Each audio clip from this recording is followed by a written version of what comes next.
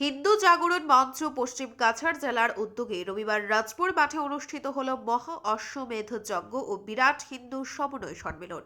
এদিন সকালে জলভরা অনুষ্ঠানের মাধ্যমে বরাক উপত্যকায় প্রথমবারের মতো মহা অশ্বমেধ যজ্ঞের শুভ আরম্ভ করা হয়। তারপর গোমাতা পূজন ও চণ্ডী পাঠের মাধ্যমে শুরু হয় মূল অনুষ্ঠান। যজ্ঞে প্রধান পুরোহিত ছিলেন ত্রিপুরার শান্তিকালী আশ্রমের প্রধান স্বামী চিত্ত মহারাজ। বিকেল 2টো থেকে শুরু হয় ধর্মসভা। আয়োজন কমিটির সভাপতি সুব্রত চক্রবর্তীর পৌরোহিত্যে আয়োজিত ওই ধর্মসভায় উপস্থিত ছিলেন প্রধান অতিথি পূজ্য স্বামী চিত্ত মহারাজ গয়ামণি, প্রধান বক্তা হিন্দু জাগরণ মঞ্চের যুবক বাহিনী সংযোজক অরুণাভ ঘোষ, রাষ্ট্রীয় স্বয়ংসেবক সংঘের পশ্চিম কাছাড় জেলার সংঘচালক রঞ্জন রশ্মি গোস্বামী সহ বিশিষ্টজনেরা।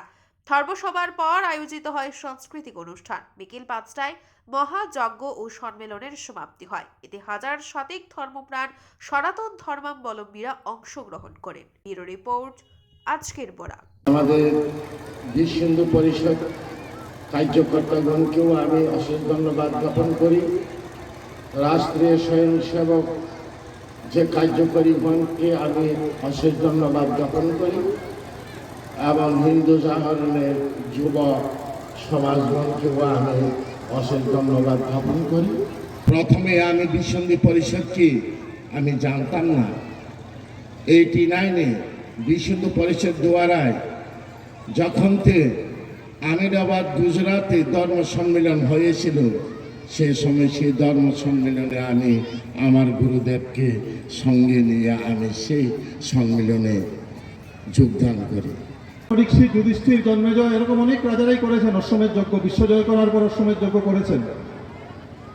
কিন্তু আমরা যদি বিশেষভাবে কোনো অশ্বমেধ যজ্ঞের কথা বলা হয়, তাহলে আমরা ত্রেতা যুগে আমাদের মর্যাদা পুরুষোত্তম প্রভু শ্রী রামের দ্বারা আয়োজিত সেই অশ্বমেধ যজ্ঞের কথাই আমরা বিশেষভাবে সবসময় উল্লেখ করে থাকি। আচ্ছা, আপনারা যারা আছেন, আপনারা কি কখনো ভেবেছেন প্রভু শ্রী রামকে মর্যাদা পুরুষোত্তম কেন বলা হয়? ভগবান শ্রীকৃষ্ণ তো লীলা করে গেছেন দাপর যুগে, উনাকে তো কখনো মর্যাদা পুরুষোত্তম বলা হয়নি, উনাকে বলা হয় লীলা পুরুষোত্তম। কিন্তু প্রভু শ্রী রামকে মর্যাদা পুরুষোত্তম বলি আমরা। প্রভু রাম থেকে তো আরো বলশালী রাজা হয়তো ভারতের ইতিহাসে ছিল, যারা সৈন্যবল লোক বলে অনেক বেশি ছিল রাম থেকে, কিন্তু তাও রামকে আমরা মর্যাদা পুরুষোত্তম বলি। কারণ রামের মধ্যে যে 16 কলা ছিল, তার মধ্যে একটা অন্যতম ছিল ত্যাগ। আমরা ভারতবর্ষ, আমরা ভারতের এই পুণ্যভূমি ত্যাগের দেশ। এই দেশে যারাই ত্যাগ করে তাদেরকেই আমরা পূজন করি। ঠিক তেমনি রামের যদি আমরা জীবনী দেখি, আমরা যদি একটু অবলোকন করি, তো দেখবো রামের প্রত্যেকটা পদক্ষেপেই আমরা ত্যাগের ছাপ দেখতে পাই। তাই সেই রামকেই আমরা পূজনীয় করি, মর্যাদা পুরুষোত্তম বলি।